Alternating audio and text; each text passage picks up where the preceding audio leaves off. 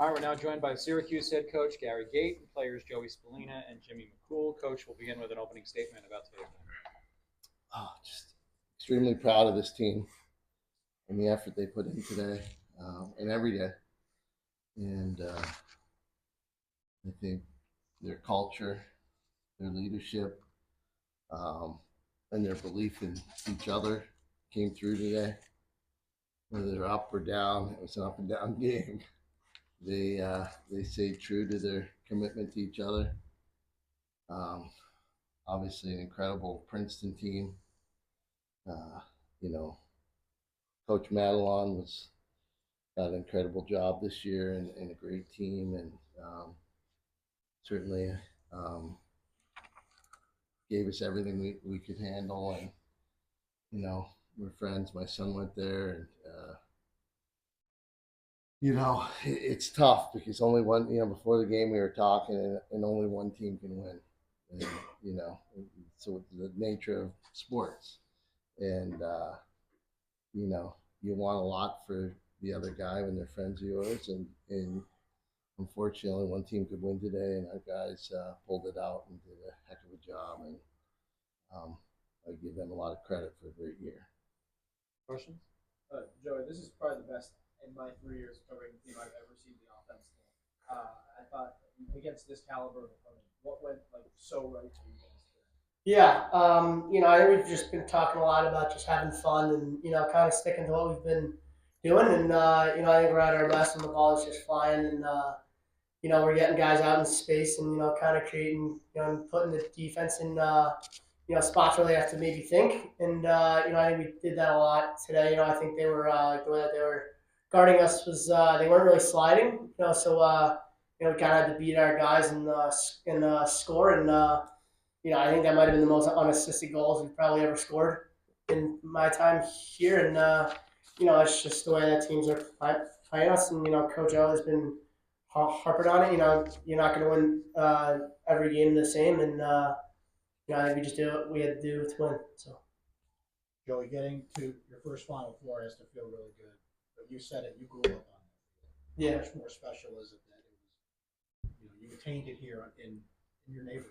Yeah. No, I think it's definitely something, just crazy, just kind of being in the locker room, like guys like Paul and Rob and just all of those guys were in, and, one where I was, 10-year-old kid, just having the absolute time of my life, and, not really knowing, kind of where I was, and, how kids would kill, to be in the spot that I was in, and I think, I think experiencing, those games and wins and losses, it's kind of helped me just become the player that I am. I think a game that really sticks out to me where I was here for it was the Boston Cannons semifinal game, and it was the year after Paul got traded, and if you guys remember, Adam Gettleman actually almost scored, and he ran all the way down, and Paul was wide open. Paul could have took the shot and kind of beat his old team, and he just made the correct play. And I think that's something that just has kind of stuck with me. Just about making the correct play, and just just doing what you got to do to win, and that could be anything. So. Joey, last year after the loss to Denver, Michael Leo made a promise to the Syracuse fan base that they would be back the next year. Yep. How does it feel that you guys went in and fulfilled that a year later?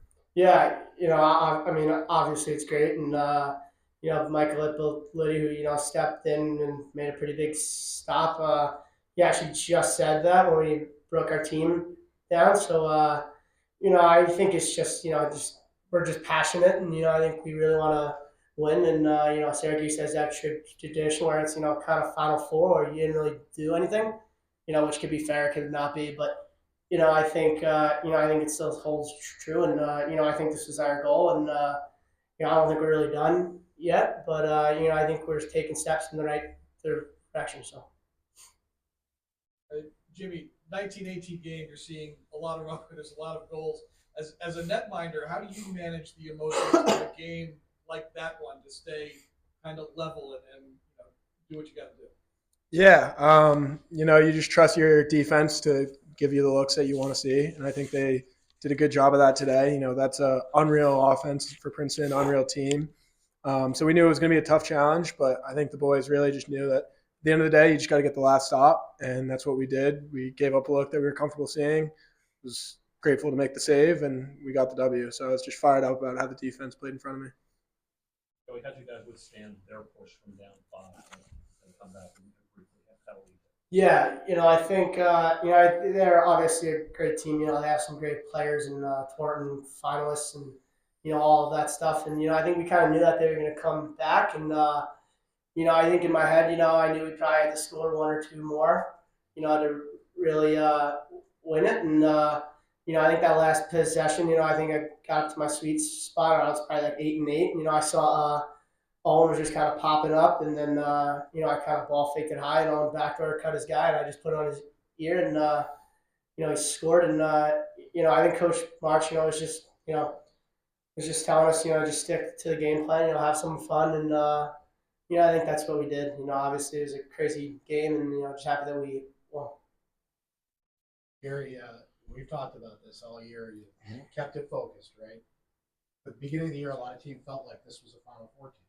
How does that feel now that you are a Final Four? It feels great.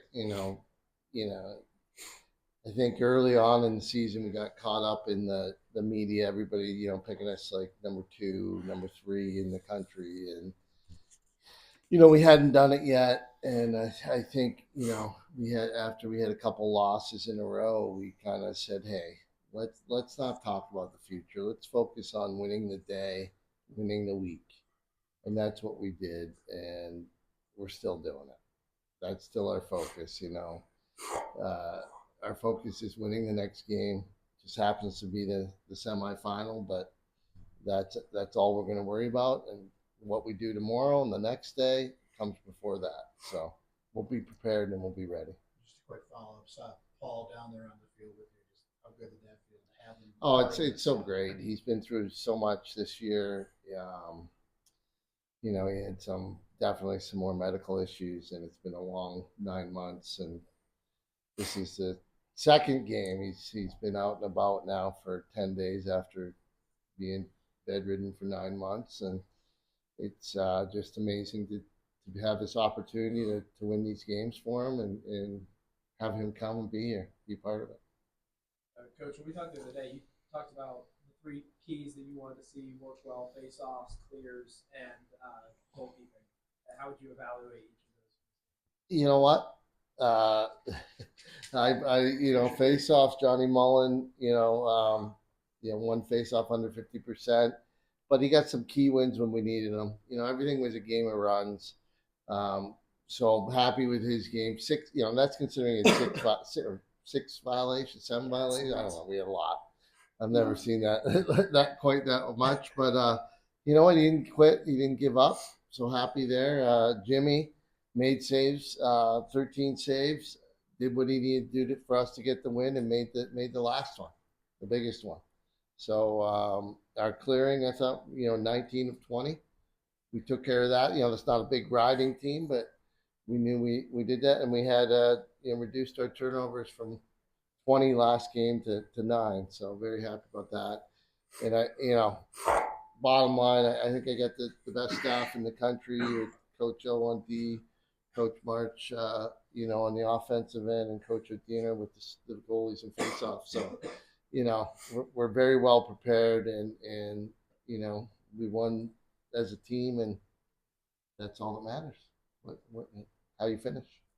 Gary, can you just describe the impact Joey and Owen have had? Second straight playoff game. They connected for the winner for you guys.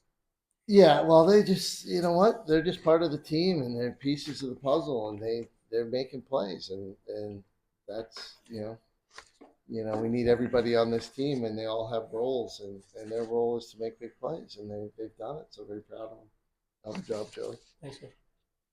Jimmy, when you obviously get the penalty at the end of the first half, I guess walk me through kind of your approach in terms of halftime, and then obviously you didn't get back in net for a while, and walk me through again, Michael.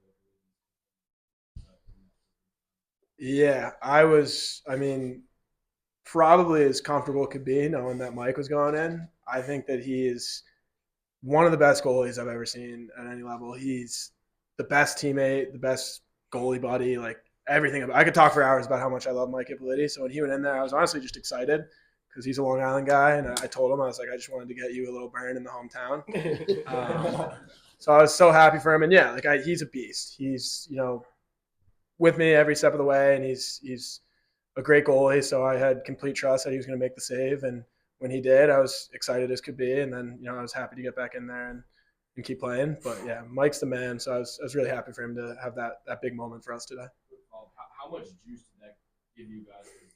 He makes that save and you guys kill the penalty, and a couple minutes after you guys scored it 6 straight. Yeah, like infinite amount of juice. Like he is an absolute spark plug. Like he's bringing all the energy on the sidelines. You hear him all game. So I was really excited for him to get in there, yeah, and just show what he can do. Coach, you had a 2-game losing streak earlier in the year, a 3-game one later in the year, and then today it's just such an up and down game where you guys had a 6-1 advantage in the third quarter, then Princeton dominated the fourth. What does it say about the leadership in your locker room to be able to rise up and close this game out in the end? Like I've said it over and over, the leadership's awesome, incredible that everybody's bought in. You come to our practices, and the scout guys and the backup goalies and everybody are giving it 110% every practice to make this team better and make everybody better, so that they have ownership and a piece of every win we have, even if they don't step on the field. So, it shows a lot about the leadership and the culture that they're willing to do that because the starters appreciate them and they know how valuable they are to prepare us for games. Coach, I think you talked a lot about how the adversity kind of in the early part of the season, whether it's, the shadows surrounding the team or, tough losses. How much do you think that, those circumstances have kind of allowed you guys to blossom in the postseason and you come up against big teams, hard teams that, with? Yeah, I think it's helped prepare us. Everything we've gone through this year has helped prepare us. The 3 losses in a row at the end of the season, we needed to dial it in and get refocused and go make a run, and we did. Winning the ACC championship. 2016 was the last time we did that, and then that gave us belief. And when I keep saying that these guys believe in each other and believe they can win any game, it's because they can. And if they continue that belief, who knows what will happen. Last question in the back. Ashley, you got a question? Coach, you talked a lot about, you said many times this year that you felt like you guys hadn't played your best game of lacrosse yet. Do you feel like this was your most complete game today? I don't know if Coach O would say it's our most complete game on the DM, but you know what? Like I said, you play complementary lacrosse. You got to do. Your defense needs to get a stop. Your offense needs to put it in the net, or you know what? They got to make runs. So our offense made runs. We need, for John Mullen to go win the opening faceoff in the second half was huge. A 2-minute unreleasable penalty. I think we know what that's like. I think we scored 5 goals or something on one of those last game. So, those types of plays are incredibly important and allows us to, sit here today and